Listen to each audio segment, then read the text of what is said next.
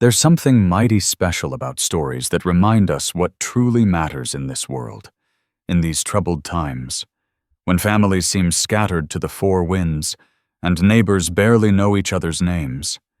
We hunger for tales that speak to the heart of what makes us human. This here story takes us back to simpler days, 1880s, frontier America, when folks understood that love isn't just a feeling. It's a choice you make every blessed day. It's a story for those of us who've learned that life's greatest treasures often come disguised as ordinary moments, a warm kitchen at supper time. Children's laughter echoing through the house, the comfort of someone who chooses to stay when staying gets hard. If you've ever known loss and found hope again, if you believe that broken hearts can heal and broken families can be made whole, then pull up a chair by the fire. This story's for you. Thomas Miller heard the knock just as he was ladling beans onto tin plates. 3 knocks, sharp, deliberate. He froze. Wooden spoon dripping brown juice back into the cast iron pot. Nobody came calling at supper time. Not since Anna passed 6 months back. 8-year-old Lucy peered around the table leg, her bare feet pale against the pine planks. 10-year-old Samuel kept chewing his cornbread, but his eyes tracked toward the kitchen door. Baby Emma fussed in her makeshift cradle, a wooden crate lined with Anna's old petticoats. The knock came again. Thomas set down the spoon and wiped his hands on his pants. His boots echoed across the floor as he approached the door. The latch felt cold under his fingers. He opened it to find a woman standing in the amber light of dusk. Dust covered her worn calico dress from hem to shoulder. A carpet bag with a broken clasp sat at her feet beside a cloth bundle tied with hemp rope. Her dark hair was pinned back severe, revealing a face that had seen weather and worry. But it was her hands that caught his attention. Work-scarred, calloused thick as leather across the palms. Honest hands that had known real labor. She stood straight-backed, despite the exhaustion that hung around her like morning mist. "Your wife's been dead 6 months," she said without preamble. "Children need tending." Thomas blinked. "I beg your pardon, ma'am. I'm Grace Whitman. I can keep house and mind children. Don't ask for wages, just a roof and victuals." Behind him, Emma's crying grew louder. The beans were burning. He could smell the char creeping up from the bottom of the pot. Samuel had stopped eating entirely, and Lucy had disappeared completely behind her hiding spot. "Ma'am, I don't rightly know who told you. Nobody told me nothing." Grace's voice carried the flat certainty of prairie wind. "I got eyes, I got ears, word travels." She picked up her belongings. "May I come in? Child's crying like she needs changing, and something's scorching on your stove." Thomas stepped aside. What else could a body do? The woman walked past him into the kitchen, set her carpet bag beside the door, and went straight to the stove. She pulled the pot off the heat with practiced ease, not even wincing when the iron handle seared her already scarred palm. "Salvageable," she pronounced, stirring the beans. Just the bottom layer caught. Emma's wails filled the kitchen. Grace glanced toward the cradle, then at Thomas. "May I?" He nodded, still too confounded to speak. Grace lifted Emma with the confidence of someone who had held many babies. The child quieted immediately, her tiny fist curling around a strand of Grace's dark hair that had escaped its pins. "When's the last time this little one had a proper feeding?" Grace asked, swaying slightly as Emma settled against her shoulder. "This morning, the goat's been giving less milk." Grace nodded as if she'd expected as much. Goats need better feed this time of year. I know how to make them produce. She turned to Samuel, who was staring at her with open suspicion. What's your name, son? Samuel. His voice cracked slightly. Samuel Miller. Fine, strong name. You been helping your papa with the ranch work? Samuel's chest puffed slightly. I can rope a calf good as any man. I'm sure you can. Grace's tone held no condescension. She looked toward the table leg where Lucy was still hiding. And what about you, little miss, what might your name be? Silence. That's Lucy, Samuel offered. She don't talk much to strangers. Wise girl, Grace said. Caution's a virtue. Thomas found his voice. Mrs. Whitman, I'm much obliged for your offer, but I can't pay wages. Money's been tight since I told you I don't want wages. Grace bounced Emma gently. I got no husband now, no prospects, but I know children, and I know ranch work. She met his eyes directly. I am not fit for any man. Mr. Miller, but I can love your children. Sometimes that's enough. The words hung in the kitchen air like smoke from the coal oil lamp. Emma had fallen asleep against Grace's shoulder, one small hand clutching the woman's collar. Thomas studied Grace's face in the flickering light. Weather-worn but not broken. Tired but determined. There was something about her, a steadiness that reminded him of his own mother, who had raised 5 children through drought and plenty with nothing but grit and love. Why? He asked quietly. Why here? Why us? Grace was quiet for a long moment, listening to Emma's soft breathing. Because you're not the only one who's lost everything. Mr. Miller, and sometimes 2 broken things can prop each other up better than one whole thing standing alone. Samuel had finished his cornbread and was watching the adults with the sharp intelligence of a child who had grown up too fast. Lucy remained hidden, but Thomas could see her small fingers gripping the table leg. What happened to your husband? Thomas asked. Farm failed. 3 years of bad crops. Grace's voice stayed level. He took to drink when the wheat turned black. Died in a river last spring, fell off his horse riding home from town. She said it matter-of-fact, like reporting the weather, no self-pity, no plea for sympathy. I'm mighty sorry for your loss, Thomas said. Grace nodded once. Sorrow's a luxury I can't afford. But children deserve better than what they've been getting. Her eyes swept the kitchen, taking in the pile of unwashed dishes, the flour sack torn open and spilling white dust across the counter, the coal oil lamp with its glass chimney thick with soot. You're a good man, Mr. Miller. Any fool can see that. But you're drowning, and these babies are drowning with you. Thomas felt the truth of her words like a physical blow. He was drowning. Had been since the fever took Anna. Every day was a battle just to keep the children fed and the ranch running. What are you proposing exactly? He asked. I'll keep house, tend the children, help with ranch work where I can. In return, you give me a place to sleep and food to eat. Nothing more. Nothing more, Thomas repeated. I know what people will say. A widow woman living under a widower's roof. Grace shifted Emma to her other arm. But people talk regardless. At least this way. The children get what they need. Thomas looked at his son, who was listening to every word with the gravity of a judge.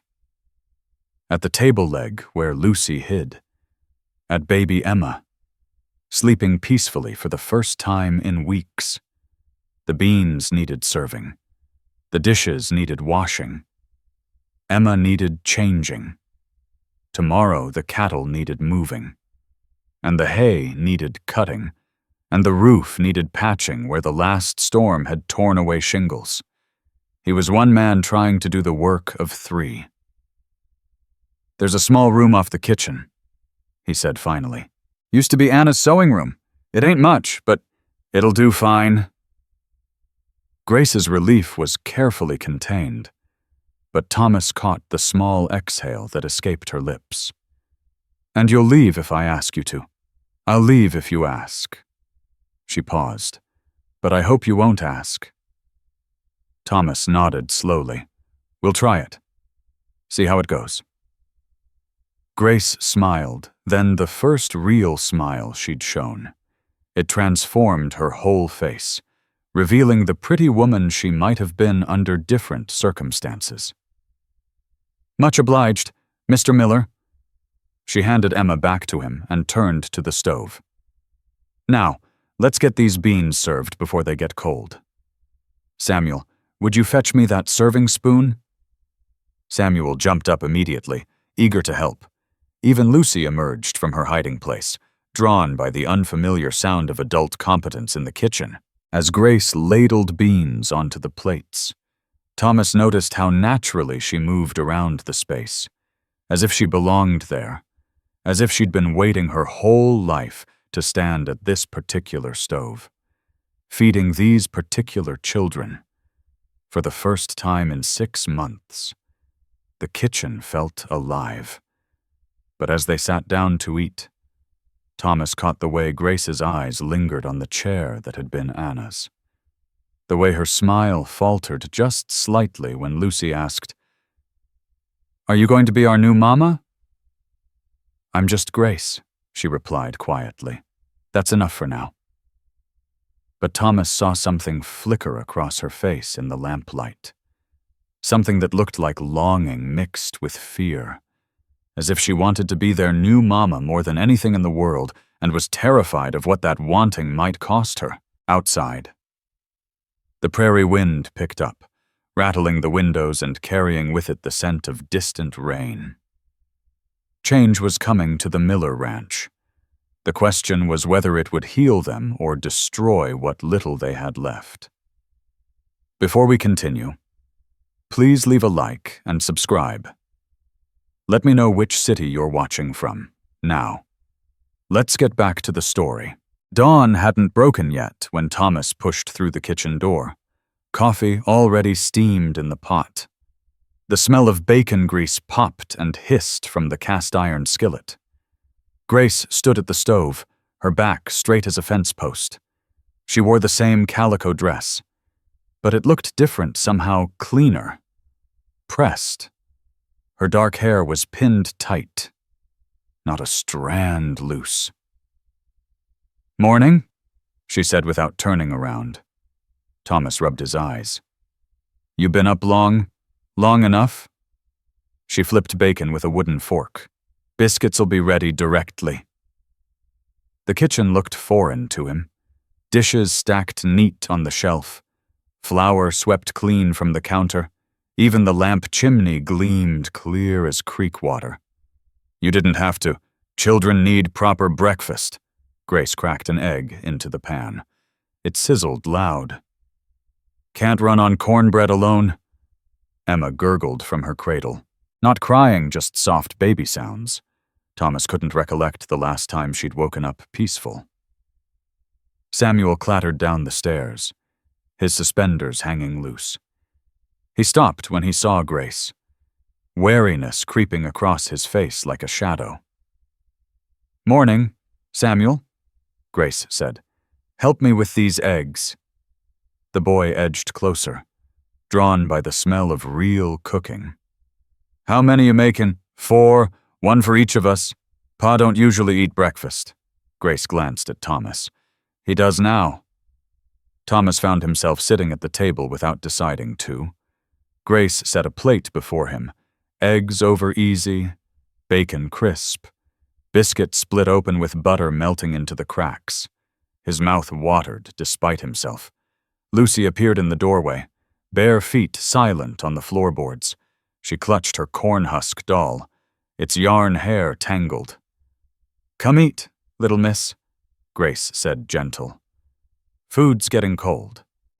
Lucy shook her head and backed toward the stairs. Grace knelt down slow, eye level with the child. That's a mighty fine doll you got there. Did your mama make her? Lucy's chin trembled. She nodded once. She's beautiful. Bet she's hungry too. Dolls need feeding, same as people. Thomas watched Grace pull out a chair, set a small piece of biscuit on the table edge.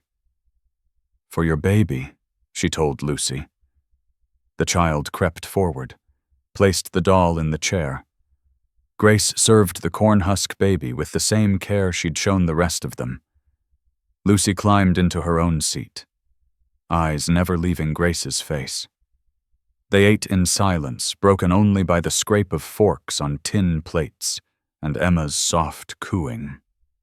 Thomas tasted the first decent meal he'd had since Anna passed. The eggs were perfect whites, set firm, yolks still running golden. When he finished, Grace refilled his coffee without being asked. The cup was clean. Actually clean. Not just rinsed. You mend that tear in Samuel's shirt? He asked. Last night. Had to hunt for your sewing box. Anna's sewing box. Grace's hand stilled on the coffee pot. Yes, sir. Anna's sewing box. Something passed between them. Understanding, maybe, or warning. Thomas couldn't rightly tell which. After breakfast, Grace tied an apron around her waist and started clearing dishes. Samuel helped without being told, stacking plates careful. Even Lucy carried her doll's tiny plate to the wash basin. Thomas headed for the door, stopped with his hand on the latch. Grace. She looked up from scrubbing egg yolk off a fork. Why are you really here? Grace set down the fork, dried her hands on the apron. For a long moment she didn't speak, just studied his face like she was weighing something heavy. Because I got nowhere else to go, she said finally. And you got nowhere else to turn. The honesty hit him square in the chest. No pretty words, no false promises, just plain truth laid bare. Thomas nodded and stepped outside into the gray morning. Behind him, he heard Grace humming soft some old hymn he half remembered from childhood. But as he walked toward the barn, one question nagged at him like a splinter under skin. If Grace Whitman had nowhere else to go, why were her hands so soft underneath all those calluses? Sunday morning light slanted through the kitchen windows, painting everything the color of wheat. Grace stood at the stove stirring oatmeal, her movements careful and quiet. The wooden spoon scraped against cast iron in steady rhythm. Thomas pulled on his Sunday coat, the black wool that still held Anna's lavender soap smell in the fibers. His collar felt tight around his throat. "Children, get your shoes on," he called. Samuel appeared first, his hair slicked down with water that was already drying in uneven patches. Lucy came next, wearing her one good dress blue calico with tiny flowers that Anna had sewn by hand. Emma sat in her high chair, banging a wooden spoon against the tray.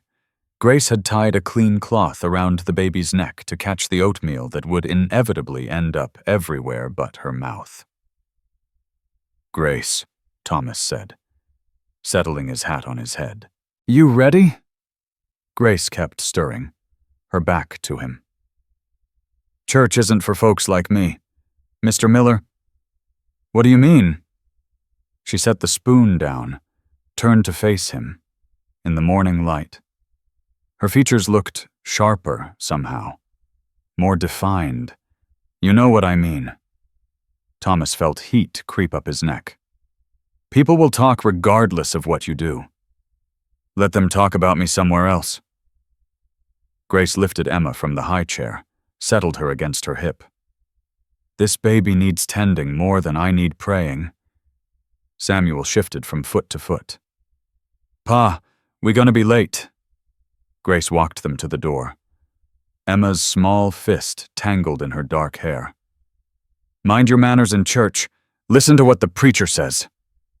Lucy reached up, tugged on Grace's skirt. "I want you to come." Grace knelt down, eye level with the child. "I know, little miss, but sometimes staying home is the right thing to do." "Why?" Grace's throat worked like she was swallowing something bitter. "Because I don't want folks looking sideways at your papa. He's a good man, deserves respect." Thomas felt something twist in his chest. "Grace, you don't have to—" "Yes, I do." She stood, smoothed Lucy's hair back from her face. "Go on now. Don't keep the Lord waiting." The wagon ride to town was quiet, except for the creak of wheels and the clip-clop of horse hooves on packed dirt. Samuel sat up straight beside Thomas, trying to look grown. Lucy hunched in the wagon bed, chin propped on her knees. Cedar Creek's white church steeple pierced the blue sky like a needle. Families gathered on the front steps, men in their Sunday blacks, women in bonnets that bobbed like flowers in the wind. Thomas helped Lucy down from the wagon, took Emma from Samuel's arms. The baby felt heavier than usual, or maybe his arms were tired from holding worry all week. "Thomas Miller." Mrs. Whitfield appeared beside him like smoke. Her black silk dress rustled when she moved, and her wire spectacles caught the sun in sharp flashes. "Where's your help today?" The word help fell from her lips like something distasteful. "Home with the baby," Thomas said. Mrs. Whitfield's pale eyes narrowed. "Babies can come to church. The Lord welcomes little ones." Emma's been fussy, didn't want to disturb the service. "How thoughtful." Mrs. Whitfield smiled, but it didn't reach her eyes. "And how is that woman working out Grace? Was it Grace Whitman? She's working out fine." "Whitman?" Mrs. Whitfield rolled the name around like she was tasting it. "From where? Did you say—" Thomas hadn't said, and he realized with a start that he didn't actually know. Grace had mentioned a failed farm, a dead husband, but no town names, no family connections, nothing solid. "East," he said vaguely. Mrs. Whitfield nodded slow. "Yes, well, these days all manner of folks drift through, looking for opportunities." The way she said opportunities made Thomas's jaw clench. "Mama," Lucy whispered, tugging on his pants leg. "I gotta use the privy. Mrs. Whitfield, if you'll excuse us." "Of course." The woman stepped aside, but her eyes followed them. Thomas felt the weight of her gaze like a hand pressed between his shoulder blades, inside the church. Sunlight streamed through clear glass windows, throwing long rectangles of gold across wooden pews worn smooth by decades of Sunday worship. The air smelled of beeswax candles and the pomade that men use to slick their hair back. Thomas settled his family in the third pew close enough to look attentive, far enough back to avoid too much notice. But he felt the stares anyway, the weight of curious eyes measuring the space where Anna used to sit. Preacher Williams took the pulpit, his white beard flowing over his black coat like spilled milk. He opened the worn Bible, pages whisper thin from handling. "Today's scripture comes from Ruth," the preacher began. "Whither thou goest, I will go, and where thou lodgest, I will lodge. Thy people shall be my people, and thy God my God." Thomas's throat went tight. Anna had loved that passage, had quoted it on their wedding day, her voice clear and sweet as spring water. Around him, voices joined in hymns he'd known since childhood, but the words stuck in his throat like thorns. He found himself thinking of Grace standing at his kitchen stove, humming that half-remembered tune, of the way she'd looked when she said church wasn't for folks like her. After service, people lingered on the church steps, talking in small groups. Thomas nodded to neighbors, shook hands with men he'd known for years, but underneath the pleasantries, he felt the current of whispered conversations. Living under his roof, not even trying to hide it. Those poor children. Heat crawled up Thomas's neck like a rash. He gathered his family quickly, helped them into the wagon before anyone could corner him with more pointed questions. The ride home stretched longer than the ride to town. Samuel kept glancing at him sideways, and Lucy had gone quiet in that way children do when they sense adult trouble brewing. Emma fussed in Samuel's arms, her small face red and scrunched. She wanted Grace. Even at 8 months old, she could tell the difference between temporary care and someone who belonged. The Miller Ranch appeared ahead, adobe walls glowing warm in the afternoon sun. Smoke rose thin and straight from the kitchen chimney. Grace had kept the home fires burning while they were gone. As Thomas helped Lucy down from the wagon, he saw her at the kitchen window, just for a moment, before she stepped back into shadow, watching for their return like she'd been waiting all morning. The thought should have comforted him. Instead, it raised a question that made his chest tight. What kind of woman watched so careful for people who weren't really hers to claim? Lucy appeared at Grace's elbow just after sunrise, holding a handful of prairie flowers, wild roses with thorns that had pricked tiny drops of blood onto her small fingers, yellow sunflowers still heavy with morning dew, purple clover with stems bent from her tight grip. "For you," Lucy whispered. The first words she'd spoken directly to Grace in 3 days. Grace had set down her coffee cup, the chipped ceramic one Thomas had given her that first night. Her hands shook slightly as she took the flowers. Not from fear, something else. "They're beautiful, little miss, most beautiful flowers I ever got." Lucy's face lit up like a match struck in darkness. She scrambled onto the chair beside Grace, bare feet swinging above the floor. "Mama used to pick flowers before she got sick." Grace found a mason jar, filled it with water from the well bucket. The flowers looked almost formal, arranged in the clear glass, like something that belonged on a church altar instead of a rough kitchen table. "Your mama had fine taste," Grace said. "She used to sing, too, when she picked flowers." "What songs?"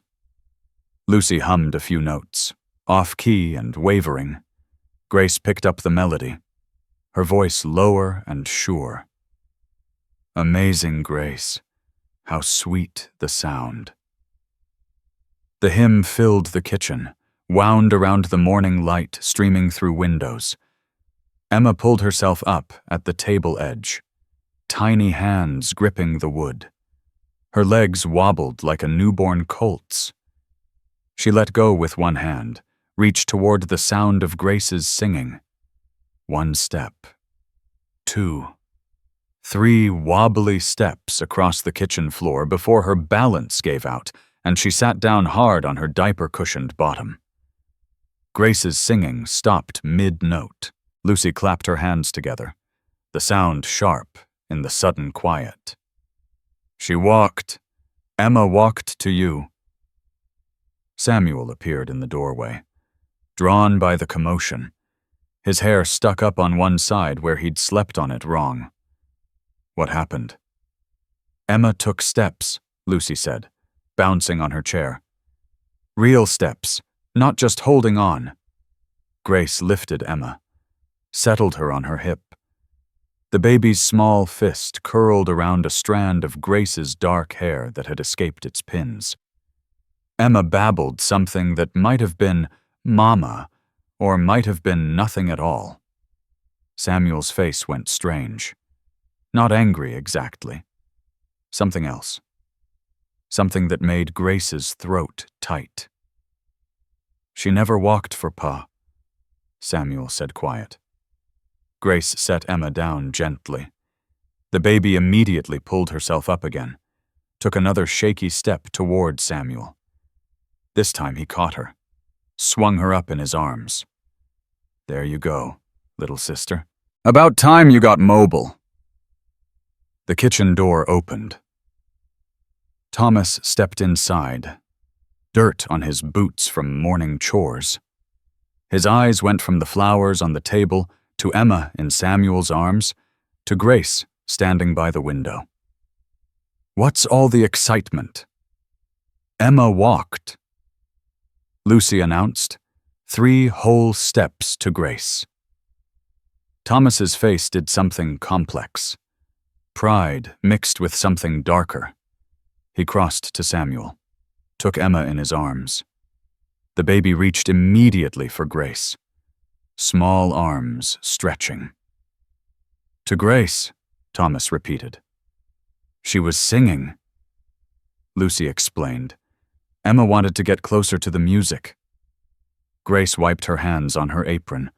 The gesture was unnecessary. Her hands were already clean, but she needed something to do with them. "Babies walk when they're ready," she said. "Don't matter who they walk to first." But it did matter. Grace could see it in the way Thomas's jaw tightened slightly, in the way he held Emma closer to his chest. "I should start breakfast," Grace said. She moved to the stove, began slicing bacon. The knife made small thudding sounds against the wooden cutting board. Behind her, she heard Thomas settling Emma in her high chair. Samuel and Lucy chattering about the baby's first steps. Lucy brought her corn-husk doll to the table, propped it in the chair beside her. Grace had made the doll new clothes from scraps, a tiny dress of blue calico that matched Lucy's Sunday best. "Tell us about when you were little," Lucy said. Grace's hand stilled on the bacon knife. "Not much to tell." "Did you have dolls? One made from corn husks, like yours. What was her name?" Grace's throat worked. "Mary. I called her Mary." "Where is she now?" The bacon sizzled when Grace laid it in the hot pan.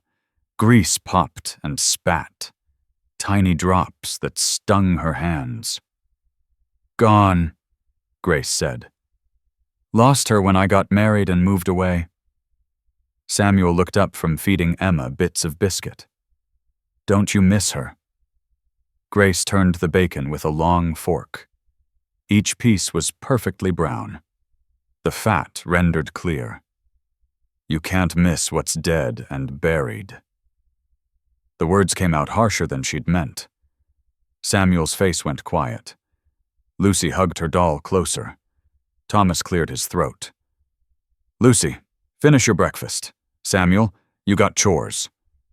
The children ate in sudden silence. Grace kept her back to them, tending bacon that was already done, stirring eggs that didn't need stirring. When breakfast was over, Samuel headed for the barn. Lucy disappeared upstairs with her doll. Thomas lingered at the table, Emma on his lap, playing with a wooden spoon. "Grace." She didn't turn around. "Yes, sir." "You don't have to answer their questions. About before." Grace's shoulders went rigid. "They're just curious. Natural for children to ask." "Still, you got a right to keep some things private." Now she did turn. Studied his face in the morning light. "What if what's private ain't fit for children to know?" Thomas met her eyes steady. "Then you keep it private." Emma banged her spoon against the table, the sound echoing sharp in the quiet kitchen. The baby laughed at the noise, banged it again harder. "She's getting strong," Grace said. "She is. Walking early, too.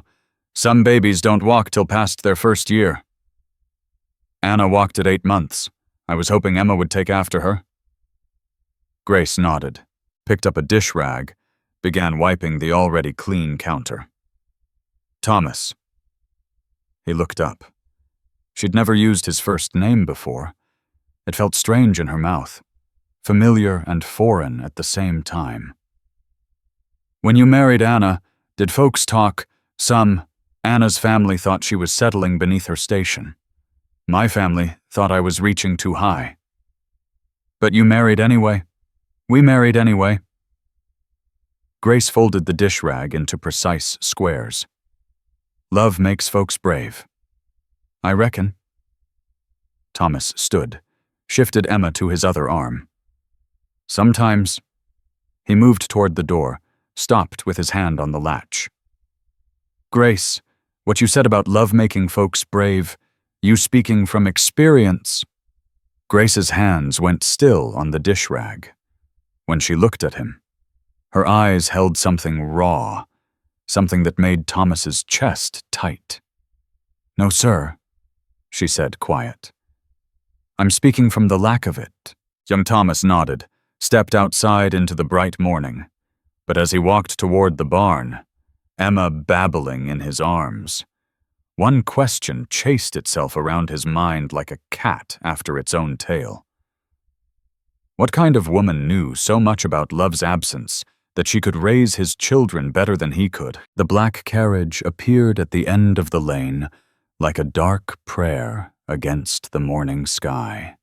Mrs. Whitfield sat rigid on the front seat beside the driver, her spine straight as a fence post. Behind her, two other women from the church clutched matching black Bibles to their chests. Grace wiped flour from her hands on her apron, watched through the kitchen window as the carriage rolled closer. The horse's hooves kicked up small clouds of dust that hung in the still air. Company coming? She called to Thomas, who was mending harness at the kitchen table. He looked up, followed her gaze. His jaw went tight when he saw the black carriage, the way the women sat like judges headed to a hanging. Take the children upstairs, he said quiet. Samuel's in the barn. Lucy's out by the well with Emma. Get them. Now! Grace untied her apron, hung it on the hook by the door. Her hands moved steady, but Thomas caught the slight tremor in her fingers as she smoothed her hair back. Grace. She turned to look at him. Whatever they say, I know what they'll say. Her voice was flat as hammered metal. I've heard it before. She stepped outside, crossed the yard to where Lucy was showing Emma how to drop pebbles into the well bucket. The splash echoed up from the water far below. Come inside, little miss. Bring Emma. But we're playing now. Something in Grace's tone made Lucy scoop up Emma without argument. The baby fussed, reaching back toward the well where the game wasn't finished.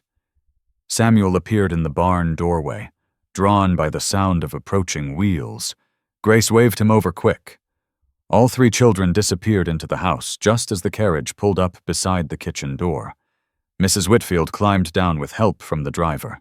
She wore her Sunday black, complete with jet buttons and a bonnet that cast sharp shadows across her pale face. The other women followed Mrs. Henderson from the general store and Mrs. Crawford, whose husband owned the bank. Thomas stepped onto the porch, hat in hand. Grace stood behind him in the doorway, close enough to hear but far enough back to avoid direct attention. Ladies, Thomas said. What brings you out this way? Mrs. Whitfield adjusted her wire spectacles. Thomas Miller, we come as Christian women concerned for your welfare, and the welfare of those precious children.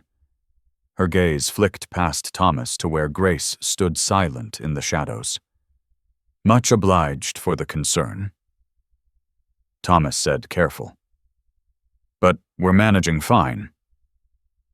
Are you? Mrs. Henderson stepped forward, her soft face earnest. Thomas, we heard you've taken in a helper. The word helper landed like a stone in still water. Thomas felt heat creep up his neck. Grace Whitman's been tending the children and house. Whitman? Mrs. Crawford rolled the name around like she was tasting something sour. And where exactly is this Mrs. Whitman from? East, Thomas said. East, where Thomas's throat worked. He realized with a cold start that he still didn't know. Grace had mentioned a failed farm, a dead husband, but no town, no county, no family name that meant anything to anyone. Does it matter? Mrs. Whitfield stepped closer. When a strange woman appears from nowhere and moves into a widower's house. Yes, Thomas. It matters very much. Grace moved slightly behind Thomas, just a shift in the shadows. But Mrs. Whitfield's sharp eyes caught it. Mrs. Whitman, she called. Perhaps you'd like to join this conversation. Grace stepped into the light, chin up despite the way her hands shook at her sides. Ma'am, how long have you been helping Mr. Miller? 10 days. And before that, Grace's throat bobbed. Before that ain't your concern. Mrs. Whitfield's eyebrows shot up. Ain't my concern when decent Christian women see a situation that threatens the moral fabric of our community. What situation? Grace's voice stayed level. I keep house. I mind children. I take nothing that ain't freely given. You take plenty, Mrs. Crawford snapped. You take his reputation. You take those children's good name. I take care of his family when nobody else would. The words cracked across the yard like a whip. Mrs. Henderson flinched. Mrs. Crawford's mouth snapped shut. Mrs. Whitfield smiled thin. And what qualifies you for such care? Grace's hands clenched into fists at her sides. I got eyes to see when children need tending. I got hands to work. You got no husband, no family, no references from previous employment. Mrs. Whitfield's voice cut sharp as winter wind. You appear from nowhere like a stray dog and expect decent folks to welcome you into their homes. Thomas stepped forward. That's enough. Is it? Mrs. Whitfield turned her pale eyes on him. Thomas Miller, you're a good man. We all know that. But grief makes men do foolish things. And this, she gestured toward Grace like she was pointing at something distasteful. This is foolishness. This is my business. When it affects the whole community, it becomes our business. Mrs. Crawford pulled a folded paper from her reticule. The church council met this morning. We drafted this for your consideration. When she handed Thomas the paper, he unfolded it, read the careful script. Grace watched his face go pale, then flush red. What's it say? Grace asked quiet. Thomas's jaw worked like he was chewing leather. They want me to marry you proper, or send you away. By when? Sunday. Silence stretched between them. Somewhere in the distance, a hawk cried, sharp and lonesome. Grace straightened her shoulders. Well then. She turned to Mrs. Whitfield, met the woman's cold stare direct. You'll have your answer Sunday? Mrs. Whitfield nodded, satisfied. See that we do. The women climbed back into their carriage. Thomas and Grace stood on the porch, watching dust settle in the wake of wheels and hooves. When the sound faded completely, Grace spoke without looking at him. I'll be packed by evening. Thomas crumpled the paper in his fist. Grace, no. Her voice was steady as stone. I won't have folks pointing fingers at your children. They've suffered enough. She turned to go inside. Thomas caught her arm. Where will you go? Grace looked down at his hand on her sleeve. When she raised her eyes to his face, they held something that made his chest tight. Same place I was headed before I stopped here. Her smile was bitter as green persimmons. Nowhere. She pulled free, disappeared into the house. Thomas stood alone on the porch, the crumpled paper cutting into his palm. From inside came the sound of Grace's trunk being dragged across the floor, and underneath that, barely audible, the sound of Lucy crying.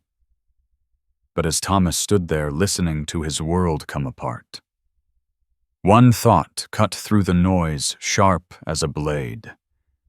Grace had said she'd give them an answer Sunday. Not that she'd be gone by Sunday. What kind of answer was she planning to give? Dawn came gray and soft, mist hanging low over the vegetable garden like smoke from a dying fire. Thomas found Grace kneeling between the tomato rows, her calico skirt spread dark with dew. Her hands worked quick and sure, retying the hemp twine that held the heavy vines to their wooden stakes. The garden smelled of rich earth and growing things. Green tomatoes hung thick on the vines, some starting to blush yellow at the bottom where the sun hit strongest. Thomas knelt beside her without speaking, picked up a loose stake, began working it back into the soft ground. The wood was smooth under his hands, worn by weather and use. "Sleep at all?" he asked. Grace shook her head, twisted twine around a sagging vine, her fingers nimble despite the early hour. "You, some?" A lie.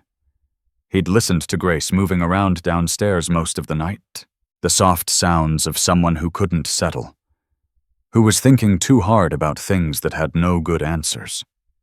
They worked in silence as the sun climbed higher, burning off the mist.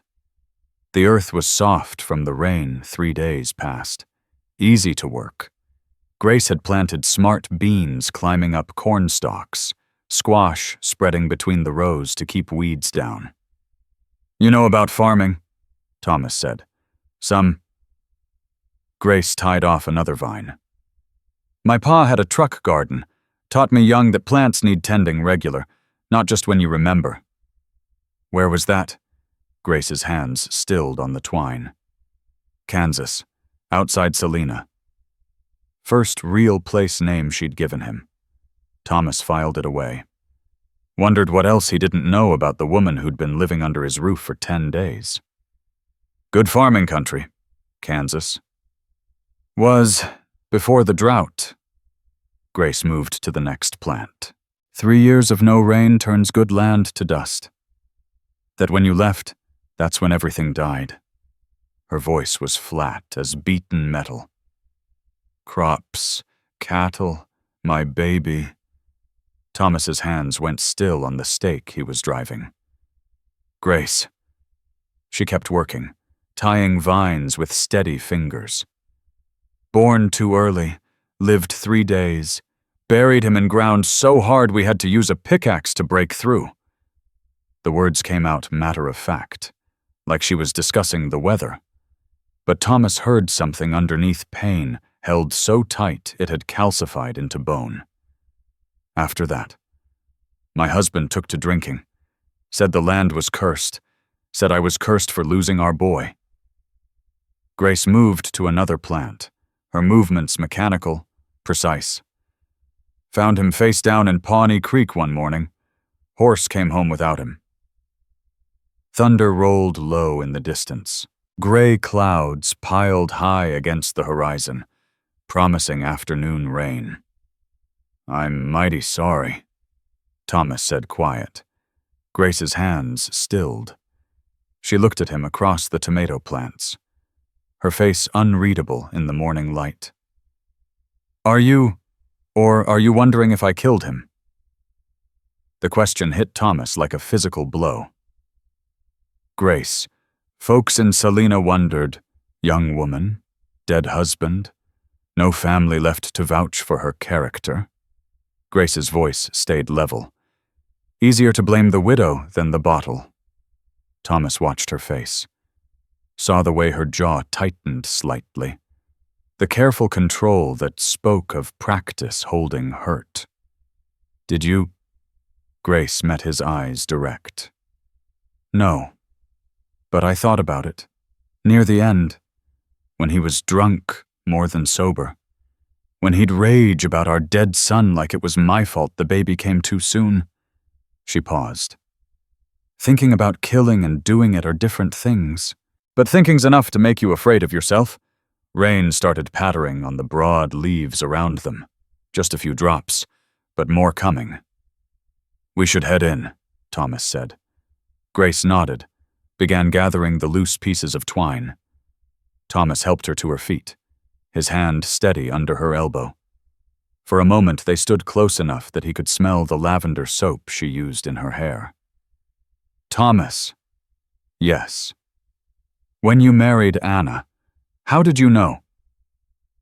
Thomas thought about it, about the Sunday after church when Anna had helped him gather scattered papers the wind had caught, the way she'd laughed when they chased down the last page together, simple, easy, right. Felt like coming home, he said finally. Grace nodded like that was the answer she'd expected. I never had that, with my husband. It felt like trying to fit clothes that weren't quite the right size, close enough to work, but never comfortable. The rain picked up. Fat drops that splashed dark circles on Grace's calico dress. They ran for the house, Grace's skirts lifting as she gathered them up. Thomas caught her hand to help her up the porch steps, and for a moment, their fingers interlaced. Her palm was warm despite the cool morning, calloused from garden work and dishwater, in the kitchen. Grace shook rain from her hair. Droplets caught the lamplight like scattered seeds. Thomas watched her move to the stove, begin preparing coffee with the same sure motions she brought to everything. Grace, she looked back at him. What you told me, about your husband, your baby, changes nothing. Grace's throat worked. Doesn't it? You think I care what happened before you came here? I think you care about your children, about their reputation. Grace measured coffee into the pot with steady hands. I think you know that keeping me means choosing between what folks expect and what feels right. The coffee began to perk, filling the kitchen with rich smell. Outside, rain drummed steady on the roof. And if I choose what feels right, Grace turned to face him full, in the lamplight. Her eyes looked darker, deeper. Then you'll be choosing someone who can't give you the easy love you had before. Someone broken who's trying to learn how to be whole again. Thomas stepped closer, close enough to see the way her pulse beat quick at the base of her throat. What if I don't want easy? Grace's breath caught. Thomas, what if I want someone who knows what it costs to stay, who won't run when things get hard because she's already survived the worst? He reached up, touched her cheek with fingers that trembled slightly. What if I want you? Grace's eyes closed. When she opened them, they were bright, with something that might have been tears. I want that too, she whispered. More than I got any right to want. Thomas leaned closer, their foreheads nearly touched. Grace's breath was warm on his face, sweet with coffee, and something that was just her. Then stay, he said quiet. Let them talk, let them judge, stay anyway. Grace's hand came up to cover his where it rested on her cheek. And if they make life hard for your children, we'll face that together. For a moment, they stood frozen in the space between what was and what might be. Rain continued drumming on the roof. Coffee perked on the stove. Somewhere upstairs, Emma was starting to fuss. Grace stepped back, breaking the spell. I need to think, she said quiet. Thomas nodded, stepped back, let his hand fall to his side. Take all the time you need. But as Grace moved to tend the coffee, Thomas caught something in her expression. A flicker of something that looked like fear mixed with hope. What was she still not telling him? The brass star on Sheriff Hayworth's vest caught the morning light as he climbed down from his horse. Dust rose from his boots when they hit the ground. Behind him rode banker Crawford and store owner Henderson, their faces set like stone. Thomas stepped onto the porch, his gut already twisting cold. Men didn't ride out in groups unless trouble was brewing. "Morning, Sheriff. Thomas." Hayworth touched the brim of his hat. His weathered face looked uncomfortable, like a man wearing shoes that didn't fit. "Mind if we have a word?" "Depends on the word." Crawford nudged his horse forward. "Don't make this harder than it needs to be." "Miller." Thomas's jaw tightened. "Make what harder?" Sheriff Hayworth cleared his throat. "Thomas, you know I got respect for you. Known your family since I was knee-high to a grasshopper. But I got a job to do. Which is keeping the peace." Hayworth's hand rested easy on his gun belt. Not threatening, but present. "And right now, that peace is being disturbed. By what?" Henderson shifted in his saddle. "By the situation you got here. With that woman."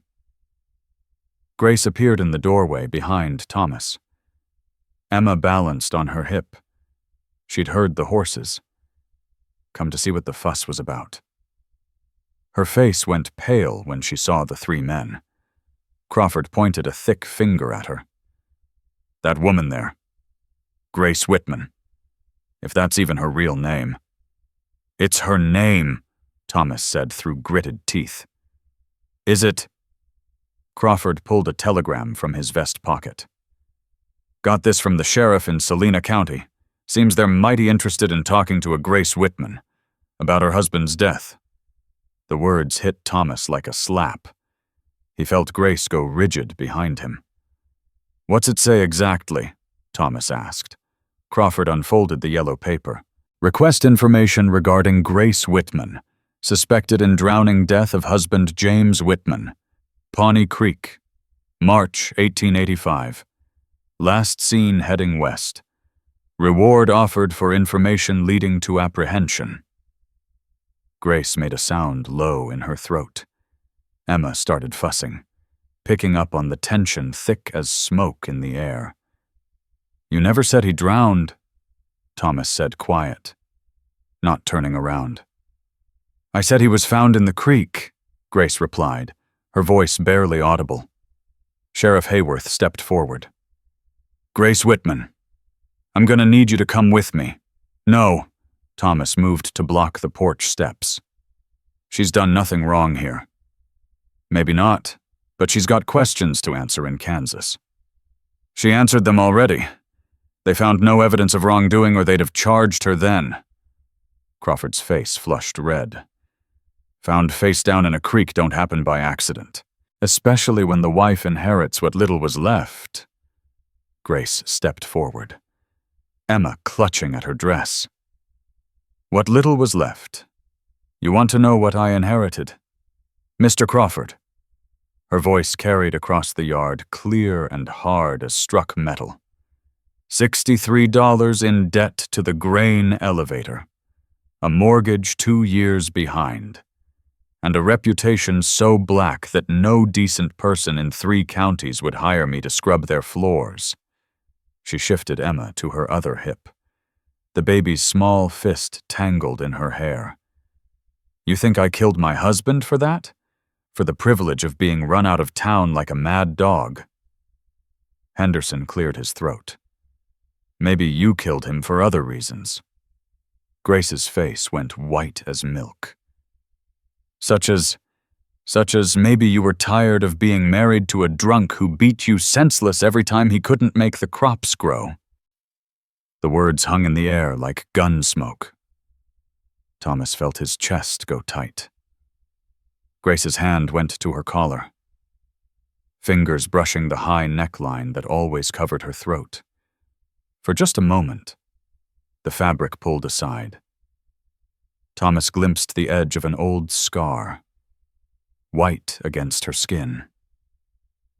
"Even if that were true," Grace said, quiet, "it don't make me a killer." Sheriff Hayworth sighed heavy. "Grace, I got a job to do. Come peaceful and we'll sort this out proper." "And if she doesn't?" Thomas asked. The sheriff's hand moved closer to his gun. "Then I'll have to make her come." Grace handed Emma to Thomas. The baby immediately started crying, reaching back toward Grace with small, desperate hands. "It's all right, little miss," Grace murmured, smoothing Emma's fine hair. "Your papa will take good care of you." She stepped around Thomas, began walking toward the sheriff's horse. The hem of her calico dress dragged through the dirt, picking up dust and grime that stained the blue fabric brown. "Grace, no," Thomas caught her arm. "You don't have to do this." Grace looked back at him, her eyes holding something raw and broken. "Yes, I do. Why?" Her smile was bitter as winter wind. "Because if I run, they'll never stop hunting. And I won't have that hanging over your children's heads." She pulled free, walked to where the sheriff waited. Her shoes squelched in the mud where the horses had churned up the ground. Dark water seeped through the worn leather, staining her stockings. Hayworth helped her up behind his saddle, his movements careful but firm. Grace's skirts caught on the saddle horn, tearing a long rent in the fabric. "What about Emma?" Grace called back, her voice cracking. "She'll need feeding every few hours, and Lucy's afraid of thunderstorms." "Grace!" Thomas's voice broke like a whip. "Come back!" But the sheriff was already turning his horse. Grace looked back once, her face white as bone in the morning sun. Mud from the horse's hooves spattered her dress, her hands, her cheek. The horses kicked up more dust as they rode away, the brown cloud settling over everything like a curse. Thomas stood on the porch holding Emma, watching until they disappeared over the rise. The baby screamed herself red-faced, wanting Grace with the desperate need of someone too young to understand abandonment. Samuel appeared in the doorway, his face scared. "Pa, where'd Grace go?" Thomas bounced Emma, but she wouldn't be comforted. Her cries echoed across the empty yard like something dying. "She had to go away for a while." "Why?" Thomas looked down at his son, 10 years old and already too familiar with loss. How do you explain to a child that sometimes the people who matter most get taken away by forces too big to fight? "I don't rightly know, son." Lucy crept out onto the porch, her corn-husk doll clutched tight. "Is she coming back?" Thomas opened his mouth to lie, to say of course she was coming back, that everything would be fine. But the words stuck in his throat like thorns, because standing there holding Emma while she screamed for the woman who'd become her mother. Thomas realized something that made his blood run cold. He was going to lose Grace the same way he'd lost Anna, not to sickness this time, but to a past that wouldn't let her go. And there wasn't a blessed thing he could do to stop it. Unless... The thought hit him like lightning striking twice in the same place. What if there was something he could do? Thomas found Grace 3 miles down the Dodge City Road, sitting beside a creek with her feet in the water. Her carpet bag sat beside her in the grass. The broken clasp held shut with a piece of hemp rope. The sheriff and his men were nowhere in sight. Thomas pulled his horse up short, dust swirling around the gelding's legs. "Grace!" She looked up, her face streaked with dirt and something that might have been tears. "They let me go." Thomas swung down from the saddle, ground-tied his horse. "What happened?"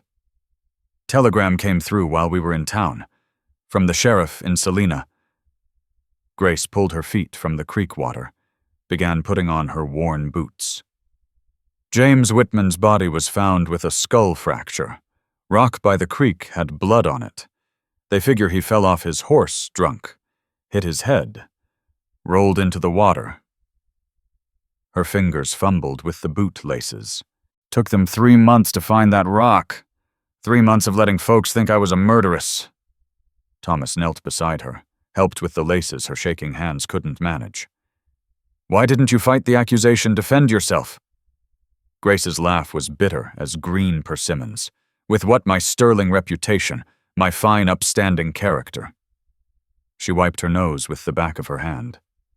Nobody defends a woman who's got nothing left to lose. A hawk circled overhead, its cry sharp and lonesome. The creek water gurgled over smooth stones, heading somewhere neither of them could see. Come home, Thomas said, quiet. Grace shook her head. Can't. Why not? She gestured toward the road that led back to Cedar Creek. You see what happened back there? How quick folks turned on us. How easy it was for them to believe the worst. So it'll happen again. Grace's voice cracked like old leather. Maybe not this year, maybe not next. But someday someone will remember that Grace Whitman was suspected of murder, and they'll start talking again. And your children will pay the price. Thomas settled beside her in the grass, close enough to feel the heat coming off her skin. Let me worry about my children. I have been worrying about them. That's why I'm leaving. And if I don't want you to leave. Grace met his eyes. In the afternoon light, hers looked darker, older. Then you're a fool, Thomas Miller. Thomas was quiet for a long moment, listening to the water run and the horse crop grass behind them. Finally, he spoke. Grace, when Anna was dying, you know what she made me promise. Grace shook her head. She made me promise not to let grief kill the part of me that could love. Thomas picked up a smooth stone, turned it over in his palm. Said the children deserved a father who remembered how to be happy. He threw the stone into the creek. It skipped twice before sinking. I thought I was keeping that promise by staying alone, by not risking that kind of loss again. Thomas looked at Grace. But watching you walk away with the sheriff, I realized I'd been breaking it every blessed day. Grace's throat worked. Thomas, I love you. The words came out rough, like he'd been holding them too long. Not because you're convenient, not because you're good with the children, because when you're in my house, the walls don't echo anymore. Grace's face crumpled. Don't say that. Why not? Because it makes leaving harder. Thomas caught her hand, held it despite her attempt to pull away. Then don't leave. You don't understand what you're asking. Grace's voice was barely a whisper. I'm not like Anna. I can't give you easy love. I come with scars and questions, and a past that follows me like a shadow. I know.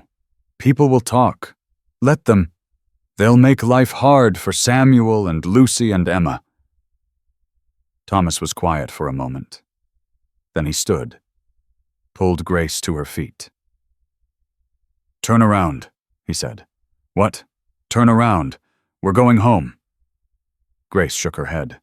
Thomas, you're not listening. No, you're not listening.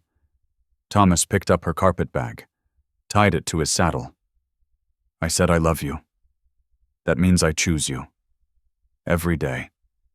No matter what anyone says. He helped Grace up onto the horse behind him, felt her arms circle his waist, tentative, like she was afraid to hold on too tight. The ride back to the ranch took 20 minutes. When they crested the last hill, Thomas saw them waiting in the yard, Mrs. Whitfield, Crawford, Henderson, and half the church council. standing in a semicircle like a tribunal. Grace's arms tightened around his waist. "Thomas, no," but he was already riding into the yard. Pulling up in front of the assembled group, Grace slid down from the horse, stood slightly behind him with her chin up despite the way her hands shook. Mrs. Whitfield stepped forward, her black dress rustling. "Thomas Miller, we heard what happened in town, about the telegram clearing this woman's name." "Good news travels fast," Thomas said level. "Perhaps, but it doesn't change the fundamental problem." Mrs. Whitfield's pale eyes fixed on Grace. "A single woman living under a bachelor's roof. It's not proper. It's not Christian." Crawford nodded. "The children's moral education is at stake." Thomas felt something hot and hard rise in his chest. "Is it? Of course it is." Mrs. Henderson stepped forward, her soft face earnest. "Thomas, think of Lucy. What example are you setting for a young girl?" "I'm setting the example that sometimes love is more important than what people think." Mrs. Whitfield's mouth puckered. "Love, Thomas. This isn't love. This is base need masquerading as careful." Thomas's voice cut sharp as a blade. "You're talking about the woman I intend to marry." Silence dropped over the yard like a heavy blanket. Grace made a small sound behind him. "Mary," Mrs. Whitfield's voice went shrill. "Thomas, you can't be serious." "Never been more serious about anything in my life." Crawford stepped forward. "Miller, think about what you're doing. This woman has no family, no connections, no—" "She has me." Then Thomas turned to Grace, held out his hand. "If she'll have me." Grace stared at him, her face pale as milk. "Thomas, you don't have to." "I'm not asking because I have to." Thomas kept his hand extended. "I'm asking because I want to. Because I want you to be my wife. Because I want Emma to call you Mama without hiding it. Because I want to wake up every morning knowing you'll be there." Tears ran down Grace's cheeks. "People will say you're settling, that you could do better." Thomas smiled. "People will be wrong." Grace looked at the assembled crowd, then back at Thomas. Slowly, she placed her hand in his. "Yes," she whispered. "Yes. I'll marry you." The crowd erupted. Mrs. Whitfield sputtered protests. Crawford shook his head in disgust. But Thomas heard none of it. He was too busy kissing Grace while his children cheered from the porch where they'd been watching the whole time. But as the crowd began to disperse, grumbling their disapproval, Thomas caught sight of something that made his blood run cold. A lone rider on the horizon, too far away to identify. Watching. Waiting. What if clearing Grace's name in Kansas hadn't ended their troubles, but only revealed them to someone who'd been searching for her all along? Sunday morning light streamed through the kitchen windows, painting everything the color of honey. Grace stood at the stove, stirring oatmeal, her movements easy and unhurried. The wooden spoon scraped against cast iron in steady rhythm. She wore her best dress, the dark blue calico with tiny flowers that she'd saved for special occasions. Her hair was pinned up neat, with small wisps escaping around her face.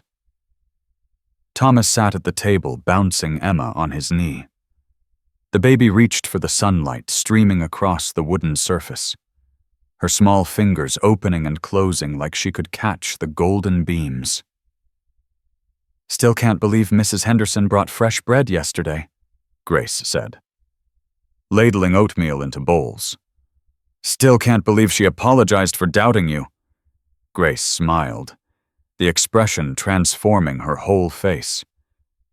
"People change their minds when they see the truth." Samuel clattered down the stairs, his hair slicked back with water. He wore his Sunday clothes wool pants that were getting too short, and a white shirt Grace had mended yesterday. "Morning," he said, sliding into his chair. "Morning yourself." Grace set a bowl before him, added a pat of butter that melted into the warm oats. "You ready for church?" Samuel nodded, already spooning oatmeal into his mouth. "Reckon folks'll still stare. Let them stare," Thomas said. "We got nothing to hide." Lucy appeared in the doorway wearing her blue dress, the one Anna had sewn. But today it didn't look like a ghost's garment. Today it looked like a little girl's Sunday best. She carried her corn-husk doll, the one Grace had made new clothes for. The doll wore a tiny dress that matched Lucy's. "Can Mary come to church?" Lucy asked. Grace knelt down, adjusted the doll's miniature collar. "Of course she can. Families stick together." The word families hung in the warm air like incense.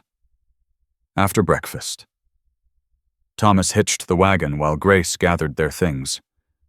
Emma's blanket, a bottle filled with goat's milk, the small Bible that had belonged to Thomas's mother. The ride to town was different this time. No tension, no worry about what people might say. Grace sat beside Thomas on the wagon seat, Emma on her lap. The children chattered in the back about school starting soon, about the new colt in Henderson's pasture. Cedar Creek's white church steeple pierced the blue sky like a prayer made visible. Families gathered on the front steps, men in their Sunday blacks, women in bonnets that bobbed in the morning breeze. Thomas helped Grace down from the wagon, his hand steady under her elbow. She wore no ring yet. They'd marry simple next month with just Preacher Williams and the children as witness. But something had changed in how she carried herself. The wariness was gone. Mrs. Henderson approached first, her soft face earnest. "Grace, my dear, how are you settling?" "Well, thank you. Your bread was much appreciated." "Least I could do." Mrs. Henderson's cheeks flushed pink. "I owe you an apology. We all do." Other neighbors drifted over. Not all Mrs. Whitfield and her circle still kept their distance, their disapproval sharp as winter wind. But enough to matter. Old Sam Porter tipped his hat. "Miss Grace, heard you got my prize bull healthy when he took sick last week. Just gave him some willow bark tea. Nothing special." "Special enough." Porter's weathered face creased in a smile. "Wife's been asking when you might come calling. Share some of your remedies." Grace's throat worked. "I'd like that." Inside the church, sunlight streamed through clear windows, throwing long rectangles of gold across wooden pews. Thomas settled his family in the third pew, same place as always, but different now. Complete. Grace held Emma while the baby played with the ribbon ties on her bonnet. Lucy leaned against Grace's other side, her doll propped carefully on her lap. Samuel sat up straight beside his father, trying to look grown. Preacher Williams took the pulpit, his white beard flowing over his black coat. He opened the worn Bible. Pages whisper thin from decades of handling. "Today's reading comes from Ruth," he began. "Entreat me not to leave thee, or to return from following after thee for whither thou goest. I will go, and where thou lodgest. I will lodge thy people shall be my people, and thy God my God." Thomas felt Grace's hand slip into his.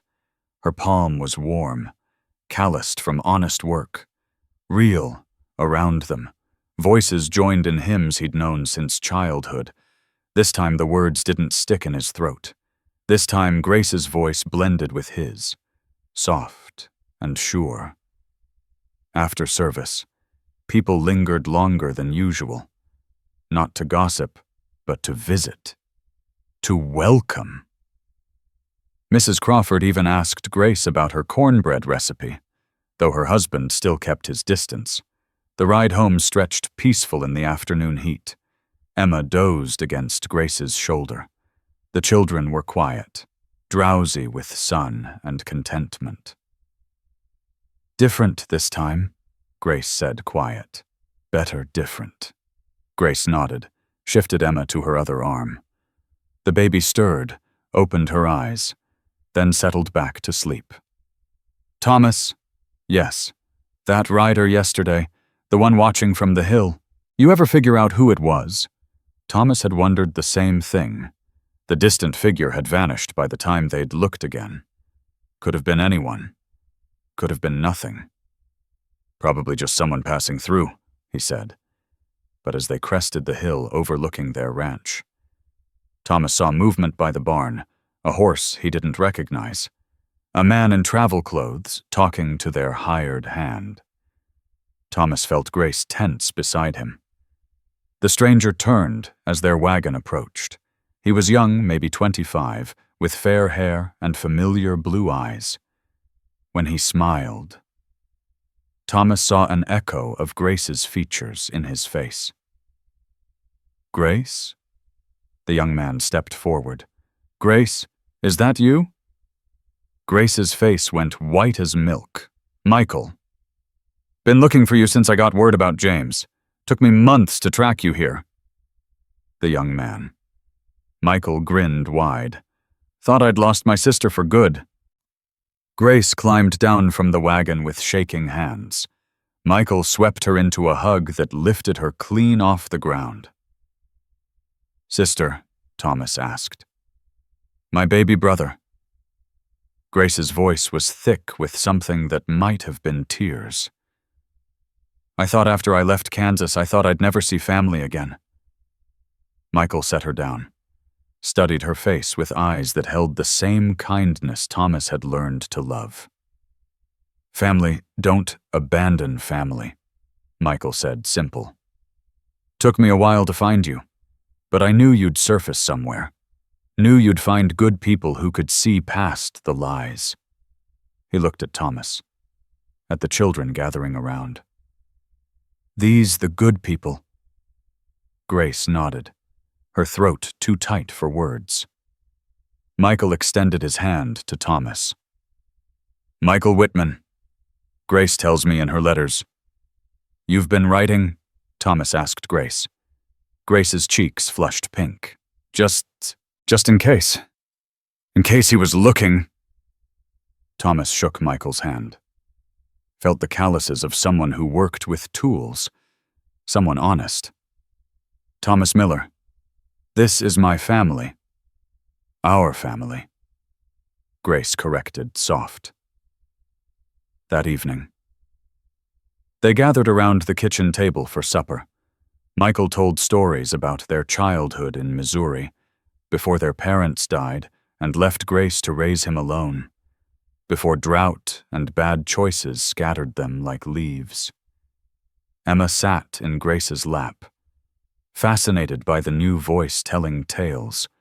Lucy and Samuel listened wide-eyed to stories about their soon-to-be mother as a young girl who could catch fish with her bare hands and charm birds from trees. "So what now?" Thomas asked when the stories wound down. Michael looked around the kitchen at the flowers Lucy had picked that morning, at Emma's toys scattered in the corner, at the easy way Grace moved through the space like she'd always belonged. "Now I head back to my spread in Colorado, but I know where my sister is. Know she's found her place." Michael's smile was warm as summer sun. "And I know she'll write regular. Won't you, Grace?" Grace nodded, her eyes bright. "Regular." After Michael left, promising to return for the wedding. The house settled into evening quiet, children tucked into bed, dishes washed and put away. Grace and Thomas sitting on the porch, watching stars emerge in the darkening sky. "Still can't believe he found me," Grace said. "Family has a way of doing that." Grace leaned against Thomas's shoulder. "Feel like I can finally breathe. Like I can stop running from who I used to be. Then Thomas wrapped his arm around her. Who you used to be brought you here. To us. A coyote called lonesome in the distance. Night birds answered from the cottonwoods by the creek. Thomas, when we marry next month, will you mind if I keep my name Grace Whitman Miller?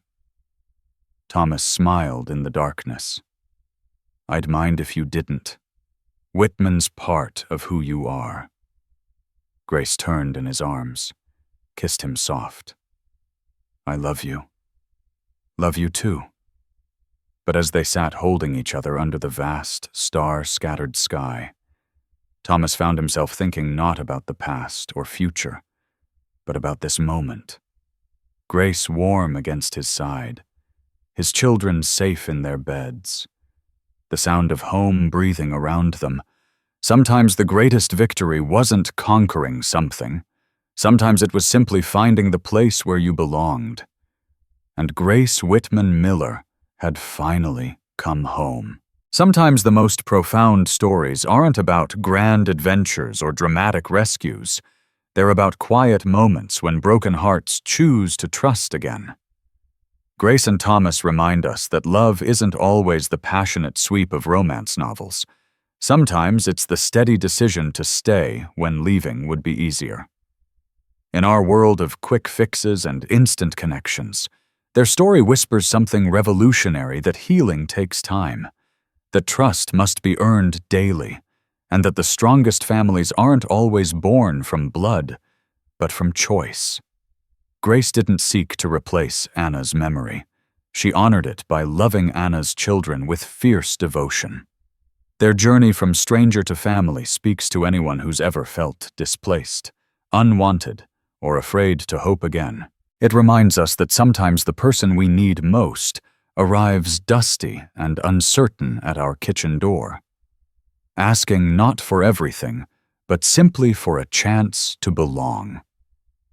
This is a work of fiction inspired by themes of second chances and chosen family, created solely for entertainment purposes. The story does not condone, encourage, or promote any form of violence or harmful behavior. All characters and events are products of imagination, and any resemblance to real people or events is purely coincidental.